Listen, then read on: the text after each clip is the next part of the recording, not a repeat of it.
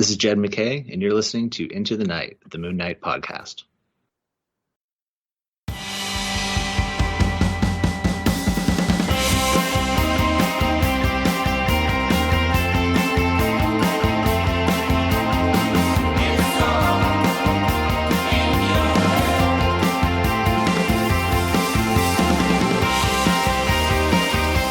Yes, welcome back, loony listeners. You are listening to Into the Night, the Moon Knight podcast. This is episode 294, and as always, you are with both your High Priests of Khonshu, Rebecca and Rey. Rebecca, how are you going?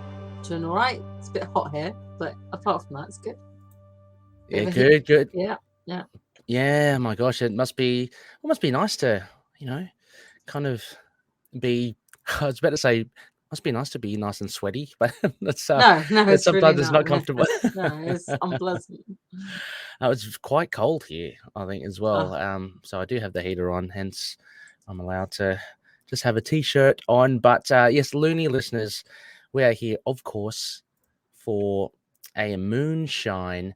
We're looking at a new comic book. It just got dropped this week. It's Moon Knight Volume 9, Issue 13 by Jed MacKay and Federico Sabbatini.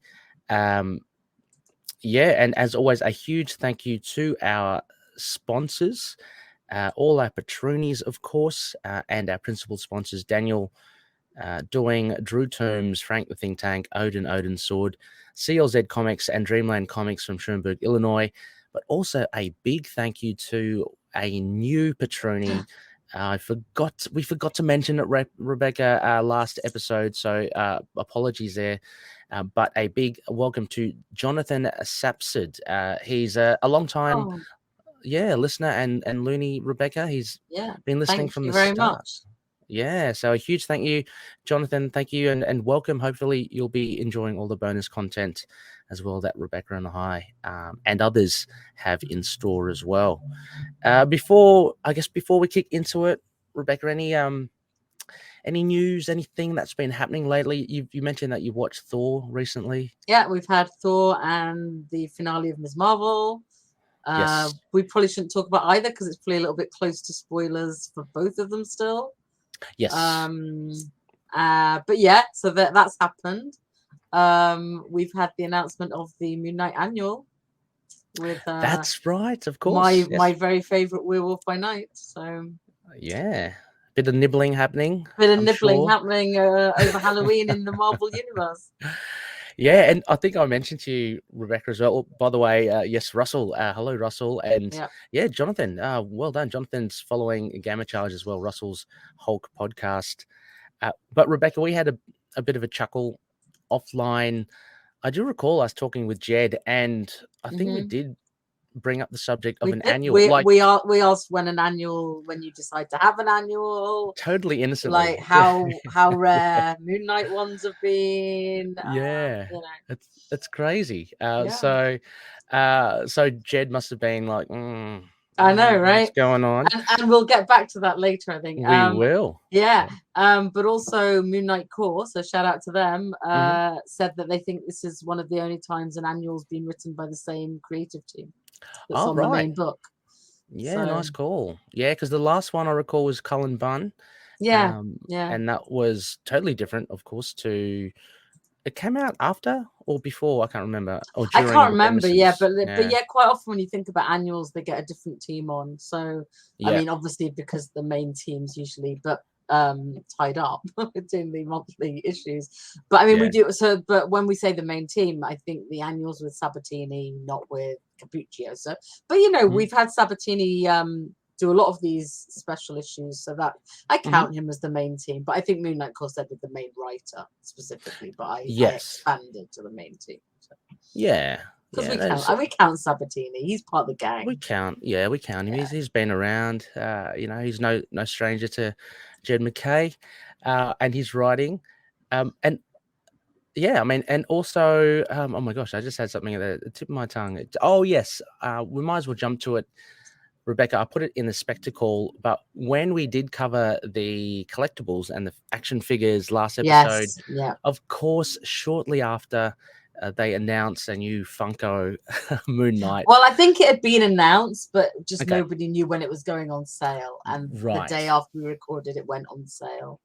Right. Yes. Yeah. So, listeners, just as an addendum to our previous episode, you can get another Moon Knight Funko Pop. It's the weapon version, I think. Yeah, it's the Moon Knight outfit, but in a different pose with weapons. So, and it's only available from the Funko site, I think. For European, it's Funko Europe. So. Okay.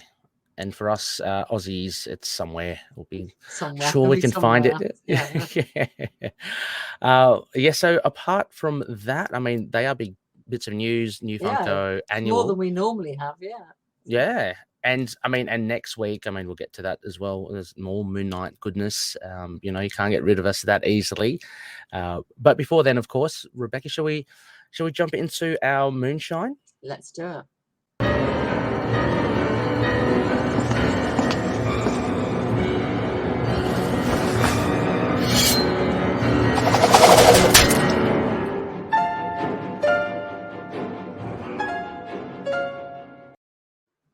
Yes, it's our Moonshine segment where Rebecca and I take a swig and talk about the new comics.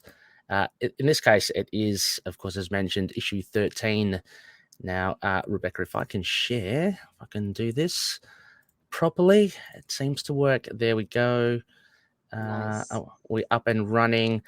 So what we have released, obviously, July 13th, not long ago at all, just yesterday, we have this beautiful new comic book, cover art by Steven Segovia and Rachelle Rosenberg, and, of course, Jed MacKay writing with penciler Federico Sabbatini, colorist, again, Rachelle Rosenberg, letterer Cory Petit, and editor Tom Brevoort. Rebecca, what did you make of this cover? I mean, we don't often discuss covers. It's a nice action cover. Mm-hmm. I like it. I mean, I like the colors. The colors work really well. Everything looks nicely in proportion. I think it's a really effective cover. You get a nice power pose, lots of blood, but not in a stupid way. And you could definitely tell he's railing on vamps. Yes, actually, I did not note. I mean, when it mentioned Steven Segovia being the artist and Patroonies and Loonies, you may say, Ray, you ignoramus. But yeah, it's very similar to the art, I think, of Sabbatini. I didn't really notice it as a real difference. And I mean that in a good way. I mean, not saying that it's vastly superior or inferior, but a pretty full cover. It covers a lot of the page of Moon Knight front and center. And we get the old vampires in their olden day kind of clothes. I know you think that. I just think they're slightly like. Oh, that's right. Like, it's just like not that not that good clothes. I mean, they're just kind of like, they look like almost sort of businessmen who've taken their jackets off. Yeah, fair enough. Yeah, that's true. I mean, for sure. We do have feedback from Russell as well. See, Russell was duped as well. He thought that was Sabbatini on the cover. But Segovia it is. Now, listeners, of course, this is available in floppy format and in digital. And what Rebecca and I will usually do is we'll go through a bare bones, which is a synopsis. Then we'll kind of get into, I guess, some of the main points of the story that stood out, and we'll just discuss that. And peppered and sprinkled in and around that, we might talk. We're doing it note free, so this will be fun. Rebecca. I think people will be impressed at how good we are note free. I'm confident in our ability to discuss this. So. Yes, I mean there's for sure. I think there's plenty there to discuss. So okay, look, I'll read this out. I did write this very late in the piece, Rebecca. I did read this very late in the piece. Just quite busy, but I did give it a good read. And now I should be able to have a little bit of music in the background as I play this, as I read this. So let me just set that up. Okay, and here we go. Here's the bare bones.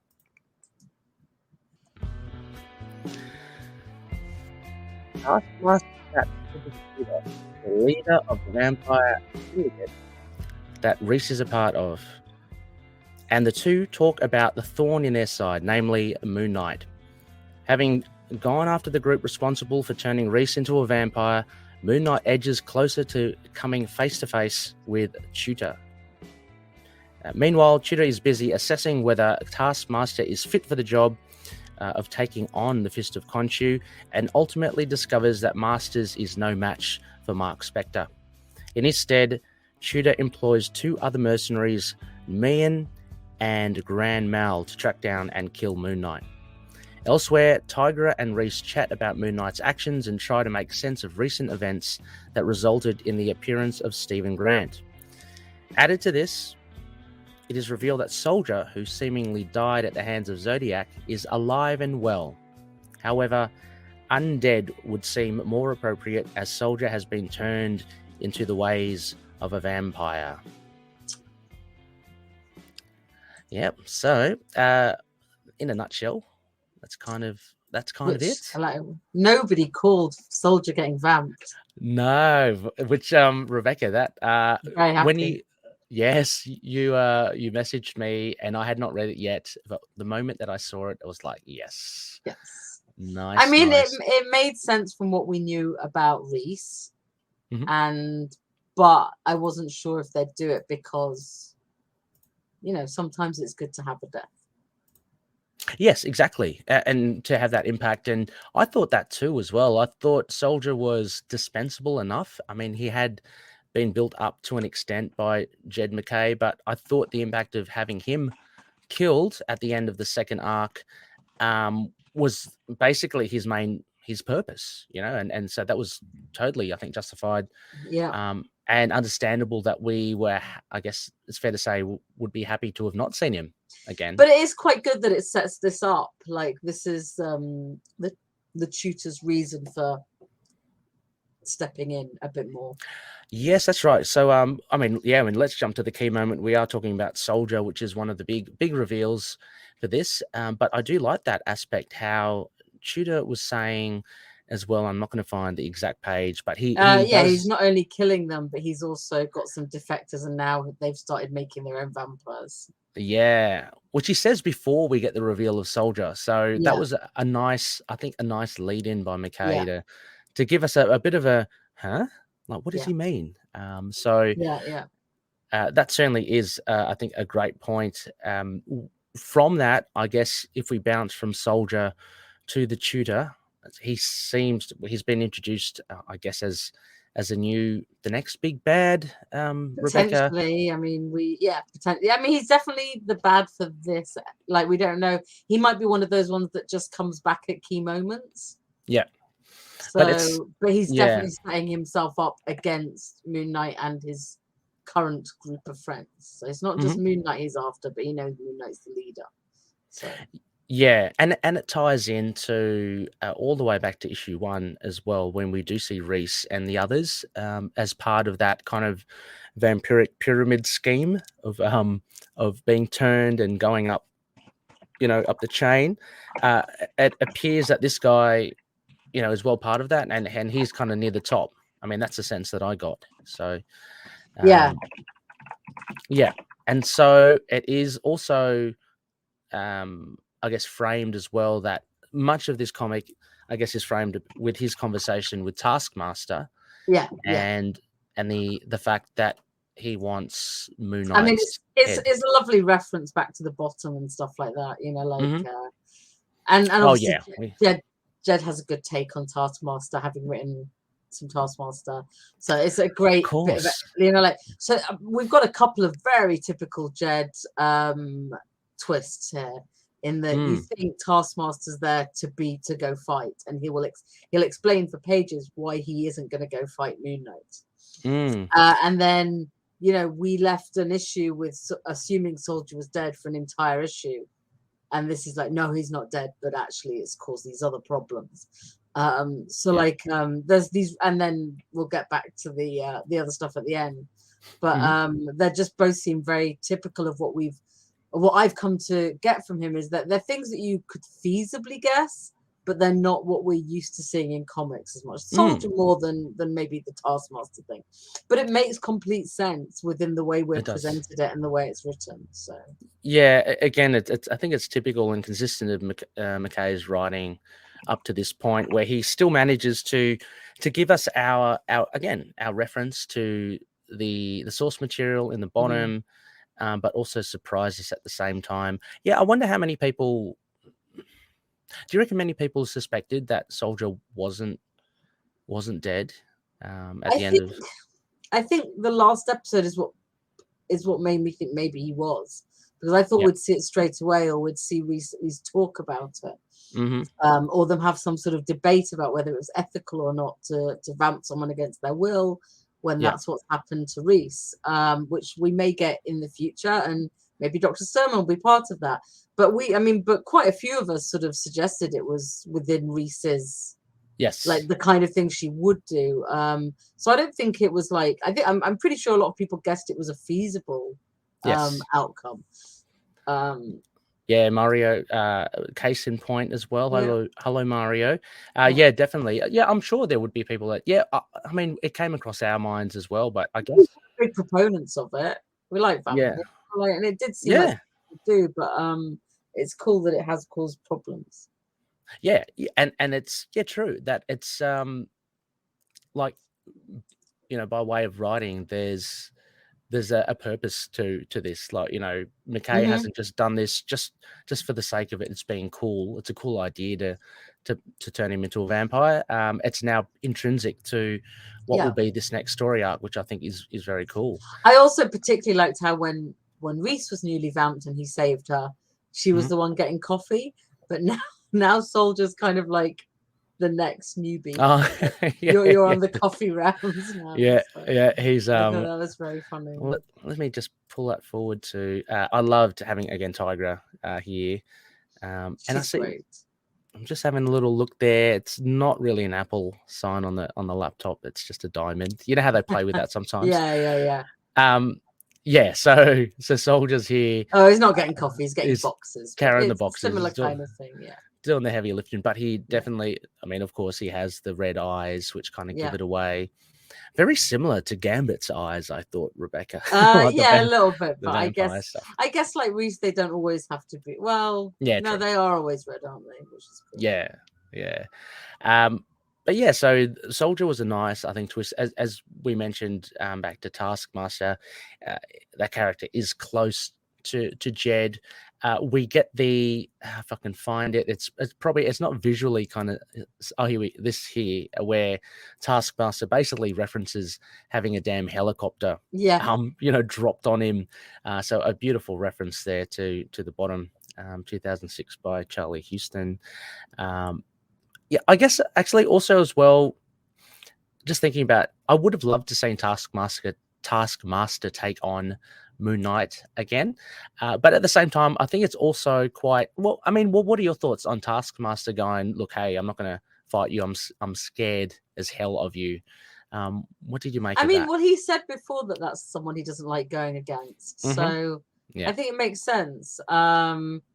I think it's interesting he came to warn Moon Knight. I think that's I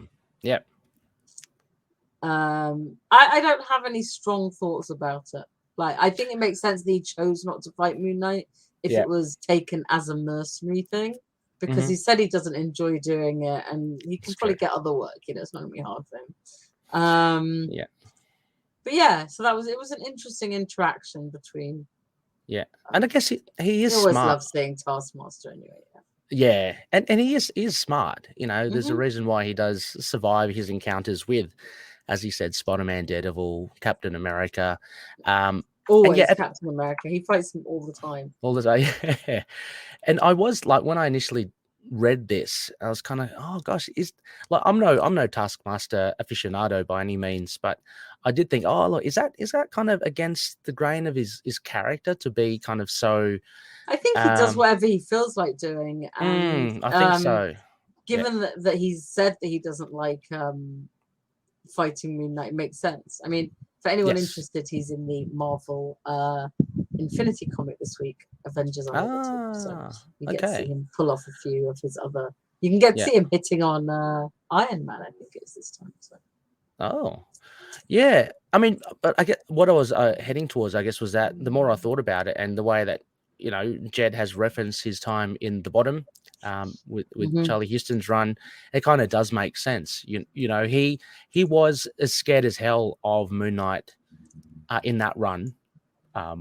Eventually, deservedly as well. Yeah. So it is consistent, I guess, throughout. So I guess that's but yeah, I thought it's always because he's such a cool character. I guess you want to see him fight, but the last couple of times I've seen him, there was a semi fight in the Iron Fist part of the dragon at the beginning.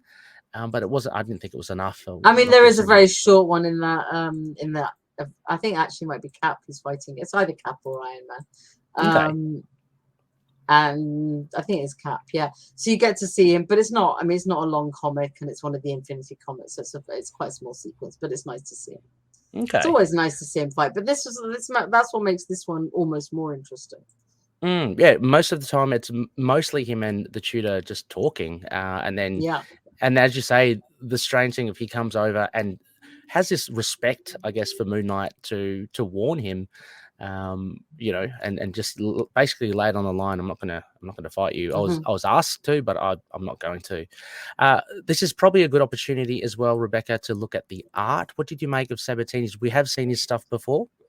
I again liked it a lot more this time. Me too. Yeah. The colors here, Well, the colors are great, but it seemed a little bit less. I don't know.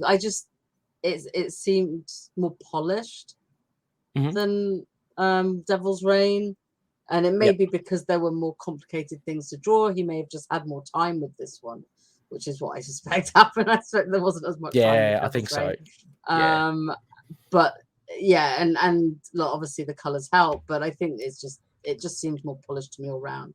And for the men, the women, the vampires, everything, the buildings, so across the board. Yeah. I mean, to be fair, looking at Looney, sorry, we are live streaming, so apologies for any references to visuals if you are listening to this as a podcast. But those who are tuning in or checking out the video, you can see some of the pages we're referring to. But yeah, I mean, I me too. I was really impressed with his art here, especially in conjunction with the colors. Like, for instance, I mean, it's a simple thing that has been done over and over, but again, Moon Knight just pops out here because I think Rachelle Rosenberg's colors just make the white just really stick out. She's got nice combinations here, but the art itself is really, really cool. It still has that Sabbatini like angular look, like the cape and everything seems quite jagged. Sometimes you see here his face and the hood, the way the hood moves, it does look a little strange, but I guess that's inimitable to Sabbatini's Moon Knight. I like the fact that Moon Knight's got a huge ass machete. Yeah, I love it. Now, and we see here, I didn't notice that before, but we see a decapitated head. So, blood splattered everywhere. Yeah. So again, I guess because they're not human, we can get away. Yeah. But the art was largely, like, I think, really, really good. More so in the I think in the action, but I also enjoyed Tigra and Reese. And they're great. Where is it? I've gone the wrong way. Let me go back. You're not far off. With that big, I mean, looking at Reese, she looks great. She does. Yeah, I would not. That to me would be like a Capuccio, very similar. She looks very similar to Capuccio. It's only once, I guess, near here, and again in a good way. Yeah, it's just Tigra's a slight difference. Tigra's got a little bit more of that. We spoke about it before. Sabatini's got a little bit more like a manga, anime kind of look. But it's always great to see Tigra. She's she's over there as well. What did you make of this headline, Rebecca, in the news? I mean, we all cheered, right? And it's not just a headline. Like, Tigra actually mentions it. Yes. Look, he was one of Marc's enemies. Yeah. So again, Jed, referencing some classic villains.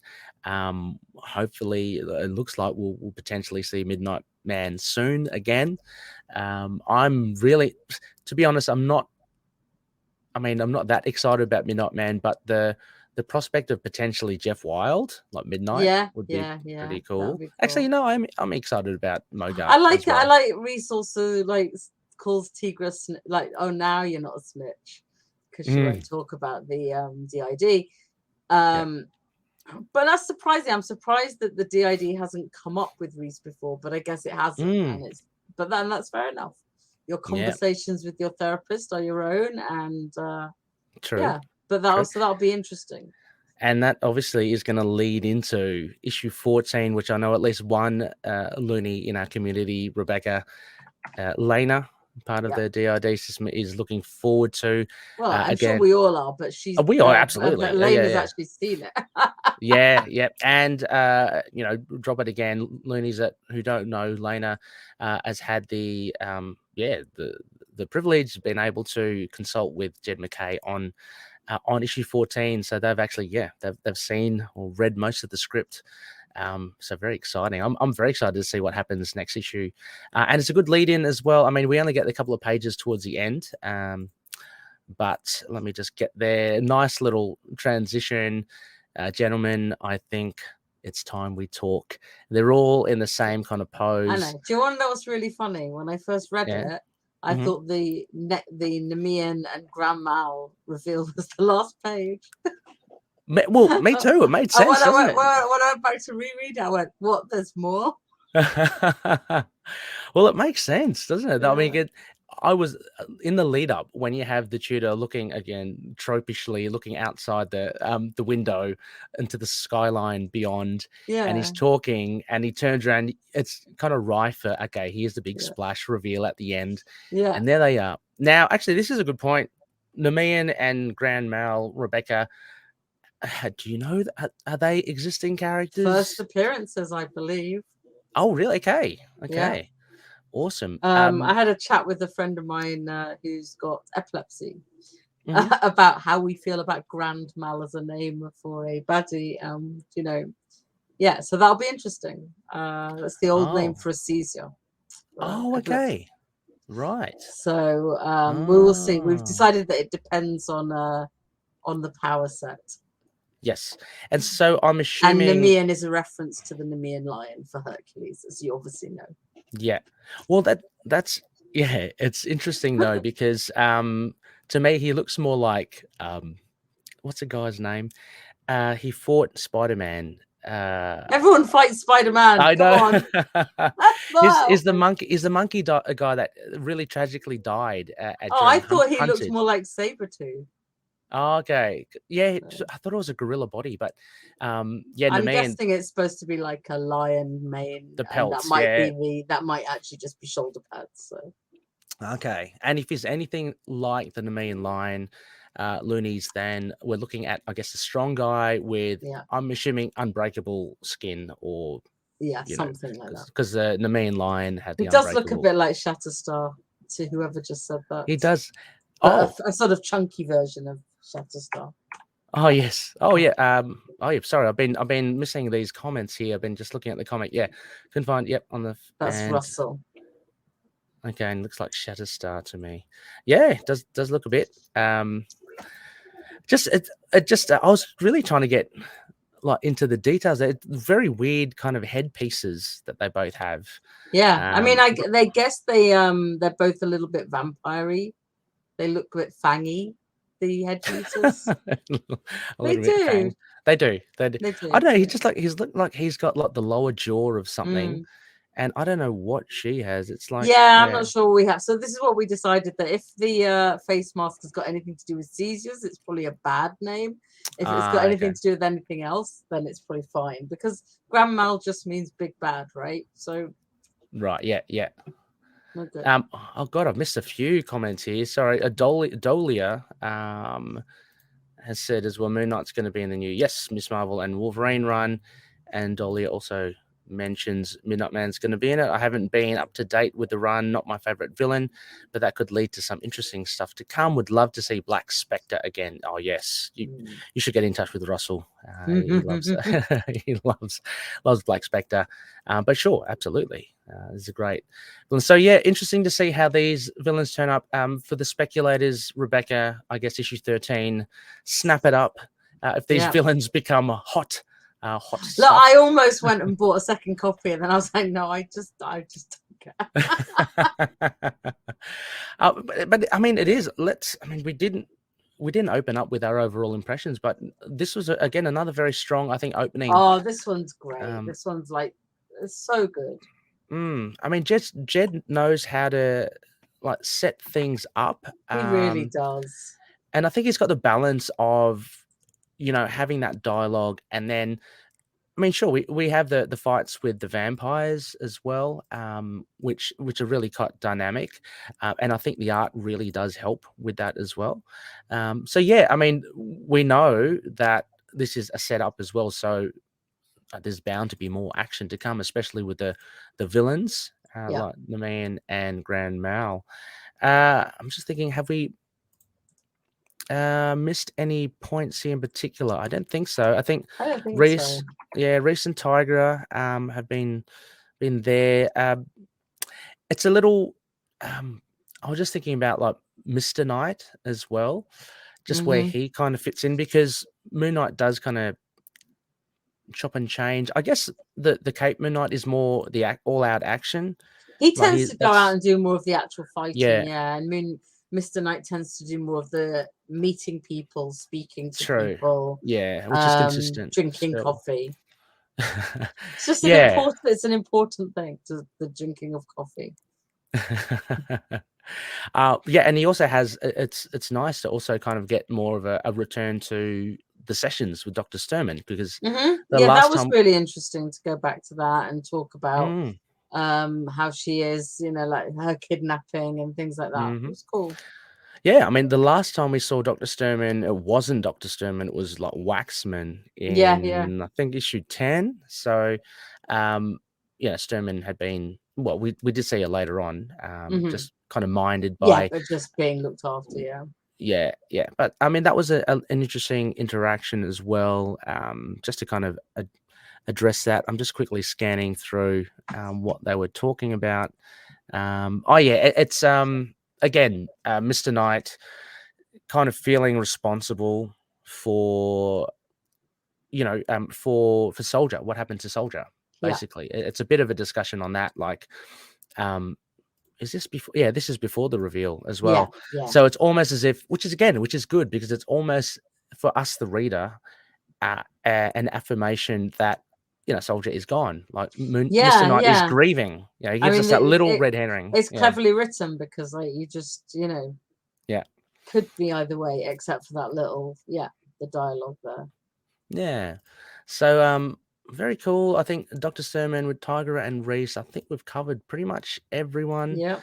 Do you think that would be that seems like to be the end of Taskmaster? I think he's just for this issue. Yeah, I think he's just dropped in and then gone off to take up his contract against Captain America for the Infinity Comics. So I think and any references we know was in the bottom Houston's run. Yeah. I don't know. Do you want to reference to Midnight Man? Oh yes, of course. But new villains, and then we get to the Reese asking about Stephen Grant. It's great. It's good that they didn't immediately get into that straight away, because that was the big reveal at the end of issue 12. So that's still kind of bubbling. It will come to the surface, obviously, in issue 14. Because I like that she goes straight to ask him, like just after she's been talking about, just after Tigra says you'll have to ask him, she goes straight away to go ask him, pretty much. So I like her. She's no nonsense. Yeah, and I think these are the first panels then that we actually get of active Marc and Jake, because we have only really seen them in issue 1. In photographs on the wall. And we saw them on his little pocket, didn't we? The little sarcophagi. Oh yes, But finished yes. pockets, In that. or kind they of, just name tags. God, I can't remember. I'm sorry. Oh yeah. But this is really just edging towards. Again, I love Jake's panel. Just with the colors and the lighting, the effects there, really cool. Just trying to have a look. He's got, what is that in front of him? Is that? I first thought he was in a cab, but he's not. No, he looks more like he's on in a balcony or I was going theatre. to say a theatre, yeah, theatre or Yeah. cinema. It doesn't look like the balcony of a theatre, though. You're right. I think it's very much like, I wonder what that means. Very good. But I'm loving it. Rebecca, if there's nothing more to add, do you want to give this a rating? Oh, am I going first? Oh yeah. Oh, if you need some time, I can vamp. I think it gets really high. I reckon like 9.5. Wow, 9.5. Yeah. It has everything. It literally has everything. Let me just add that in. Yeah, it's really hard to score it down on anything, in my opinion. That's a good one, Rebecca. Yeah. Let me just add this in. You kind of, I feel slightly. No, you go with you. Yes, so 9.5, a great mark there from Rebecca. I went for like 7.5. I guess I was a bit more conservative. I thoroughly enjoyed it. Don't get me wrong. I gave it a 7.5. I'm just curious as to where it will go, in a good way. Like, I'm not it totally makes sense. I think for me it was just like, we've just finished this 12-issue arc, and this is like a cracking start to a new arc. It's a very I think we're coming at it a different scoring way, in that you want to know more about it. I was just like, this is such a great kickoff that I understand why. But but interesting. Yeah. I mean, like, it's nice because we're usually within about half a point of each other. Yeah, so it's kind of nice still. So Rebecca has given almost a big fuck off moon. You're somewhere in between there and a full moon. I've gone, again, hovering around the solid round boy and the big beautiful yellow man. So yeah, highly recommended, listeners. If you haven't read it, read the whole thing. We've just skipped over pages here and there, so it really, to do it justice, you've got to read it from beginning to end. Just looking at the comments. Oh, the comments in the chat. Oh, wow. Oh no, who is this person? I think it's Russell. I'm just going to Facebook to try and find out. Yeah. Somebody say by expect. Yes. Yeah, they're all Russell. Okay, this is one of my favorites, but it feels totally different than the previous issues. Yeah, I totally agree, Russell. And look, 7.5 again. I'm just being. It's not a bad score. No, not bad at all. It's very solid. But again, like, I think I've been excited with beginnings of arcs before, and as far as setups go as well, this is top notch as well. But like, just kind of want to see where it goes. I see the pieces in place here with the new villains, and we've got a touch of Midnight Man, so it's all looking good. I'm really enjoying it. So definitely give that a listen. Speaking of Russell, Rebecca, why don't we move on to before I forget, to some of our quotation marks. Thank you to Carpe Diem for the new name of the segment. This is our feedback for this issue. And let's kick off with a voicemail.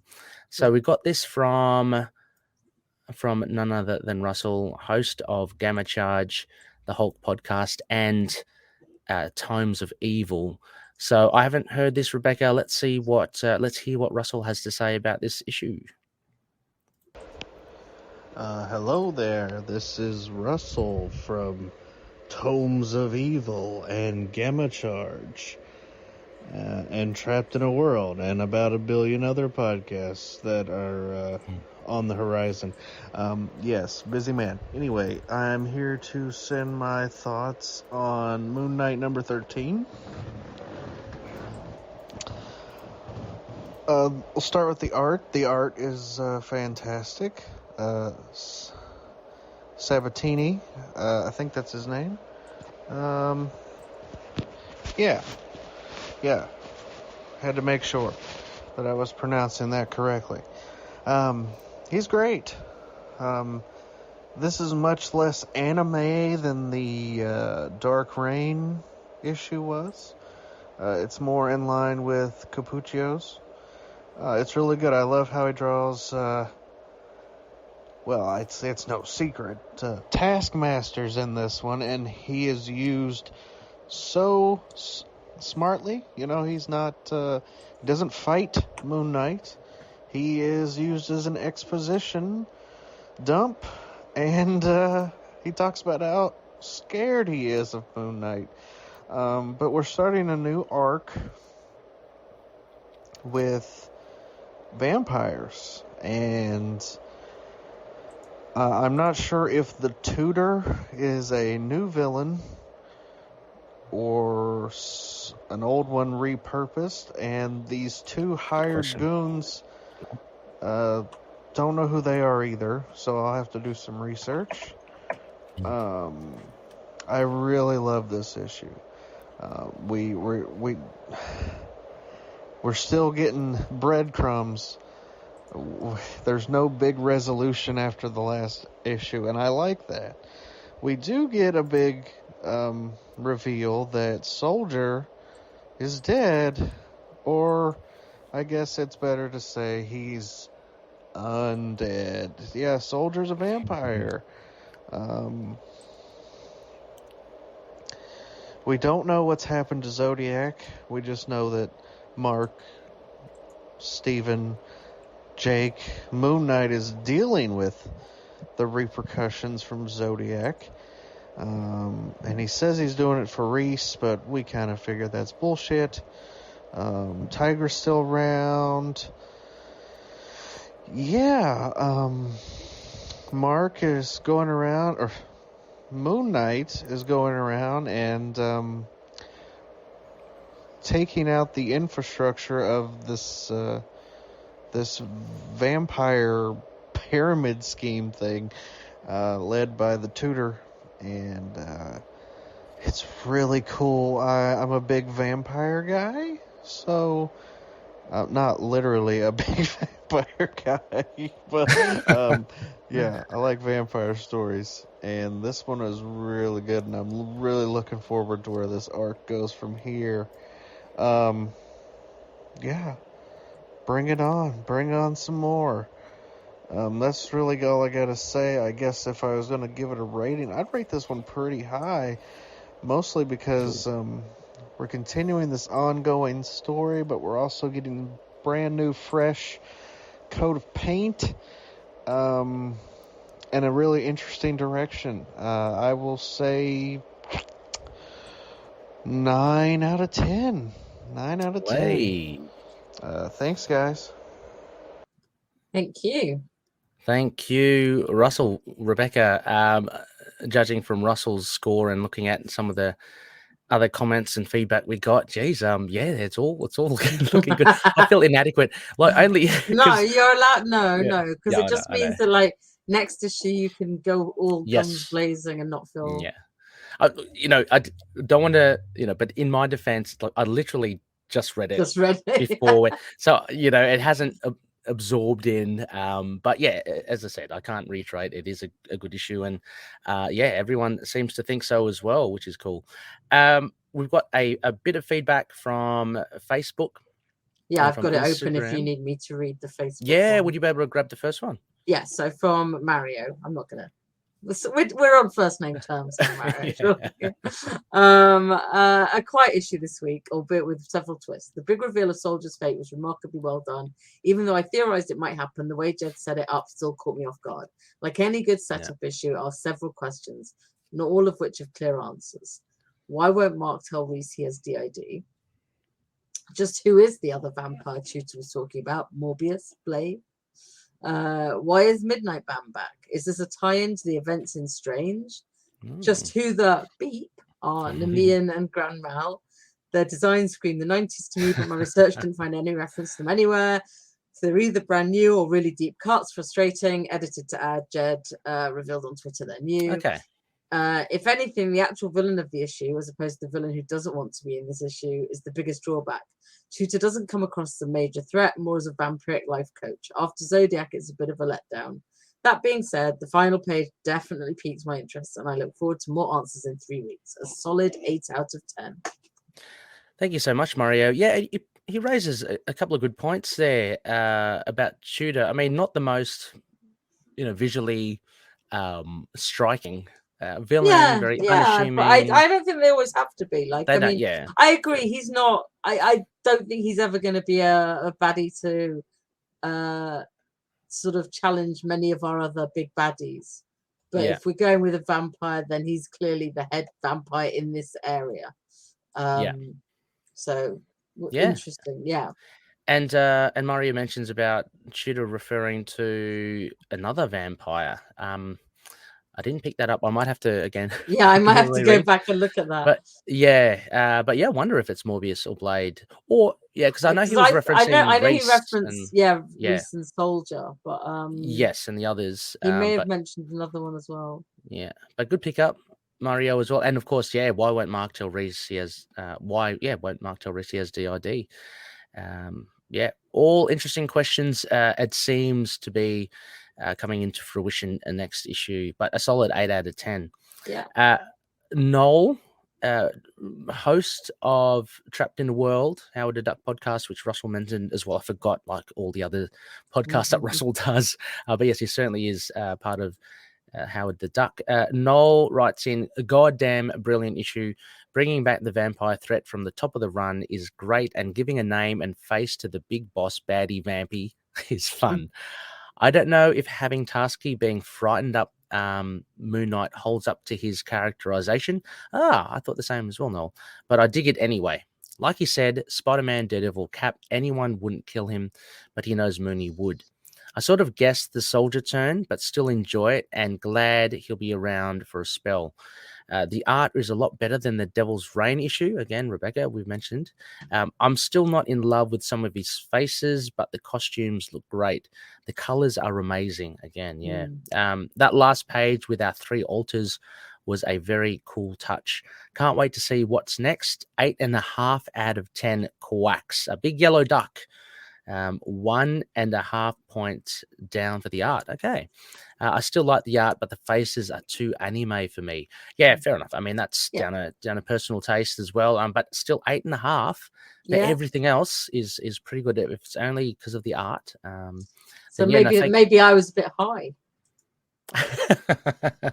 Well, 8.5 is it's good. No, thank you so much, Noel, for dropping in some thoughts. It's always cool to hear from you as well. But everyone seems largely positive here. And Rebecca, we got like one little one from Instagram. Okay, I'll let you know because I haven't got that one open. Oh, you haven't? Okay, so this one is from Victor Goncalves 10. And Victor says, I love the Taskmaster, and that finale page was amazing. This run is really amazing. Thank you, Victor. Yeah, it is. And thank you for dropping your thoughts in. It's always great to hear from loonies everywhere. So I'm glad that, you're following us on Instagram. Mm-hmm. But yes, so thank you, everyone. That's that's a kind of review, a little run through of the issue, Rebecca. Yeah. Spectacles, we have kind of called them out already. I think it might have ended now anyway, but go check it out. There's a TeePublic sale. You get free shipping. So I posted that up to some of our social media platforms. And go check out some of the ITK merch there. There's also, for a limited time, some To Know Her Is to Fear Her merch. So if you listen to the Spider-Woman podcast, go consider getting that stuff. Rebecca, a huge thank you once again. Thank you. Will we be reconvening next week? What's next week? Which one's next week? Yeah, which comic's out next week? Is it Black, White, and Blood again? Or? Yes, I'm glad you asked, Rebecca. Next phase is I should turn that off. Next phase is episode 295. It's another Moonshine. It's another new comic book. And yes, Moon Knight, Black, White, and Blood, issue 3. So Rebecca and I will do a discussion, a review of that. And hopefully, fingers crossed, we might get some chats with some of the creators there. So I have reached out to them, and they do seem amenable to having a chat, Rebecca. So we'll do that. Once again, a huge thank you to all our patroonies. A big shout out to Odin, Daniel, Drew, Frank, Justin, Derek, Kyle, Wayne, Jordan, Josh, James, Anthony, Russell, Michael, Mario, Gavin, Matthew, and now Jonathan. And you can consider becoming a patroonie, a Patreon member as well if you go to patreon.com/ITK Moon Knight. As mentioned, our principal sponsors, Odin Sword. You can catch him and his brother on Drinking Marvel. That's a Marvel podcast. Sounds fun, yeah, where they look at comics and TV shows and movies under the guise of some alcohol. Also, Frank the Think Tank is on Instagram, Moon Knight Visions with a Z. Daniel Doing's Fringe Knight, an original indie comic based on Erie, Pennsylvania's very own mysterious superhero. Go support him on patreon.com/Fringe Knight 27. Our friend Drew Toombs, he's on SoundCloud and Bandcamp. Go check out his great music on soundcloud.com/Toombs with a Z, or Lurk Music CK, that's with a CK, sorry, .bandcamp.com. And yes, and you can check all of them out on our premium links at the top of the page in the show notes. Also, as well, CLZ Comics, go check out them. They for all your database needs, and Dreamland Comics. Use the code MOON and you get 20% off their online store. And finally, we are part of the Collective. Some great shows there, like Gamma Charge, the Hulk podcast, or Trapped in the World, the Howard the Duck podcast, or Fantasy Comic League podcast, hosted by Brian, or Rebecca's other one, DCAU. Rebecca, I listened to the Batman and Harley. Such a hard slog. Kind of made me again curious, but yeah. Anyway, don't watch that film. Okay. Listeners as well, thank you so much for dropping your thoughts in this live stream, as well as dropping your thoughts on our social media platforms. You can email us at feedback@ITK Moon Knight. We've got a website, itkmoonnight.com. We're on Facebook, Twitter, Instagram, YouTube, Discord, and Podchaser. I was about to say Get Vocal, Rebecca, but I think they've gone now. Oh no! It's just Vocal, VOKL. So yes, and finally, if you'd like to give us a rating, please do. We always love to get ratings, and it helps us get out there a bit more. Rebecca, any other final thoughts? Are you looking forward to everything? Looking forward to more Black, White, and Blood. Excellent. And with that, loonies, we'll catch you later. And as always, may Khonshu watch over the denizens of the night. See you later. Bye.